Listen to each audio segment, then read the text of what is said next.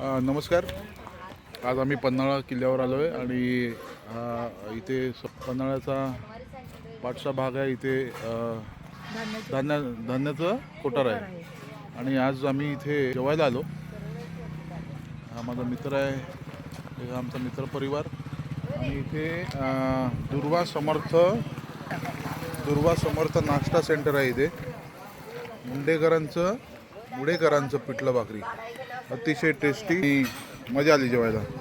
गरम गरम भाकऱ्या, पिठलं, दही, ताक, वांग्याचं भरीत आणि मसूरची भाजी अतिशय टेस्टी अशी आम्ही एन्जॉय केलं फूड. मिरचीचा खरडा. आणि ह्या ओनर आहेत बघा.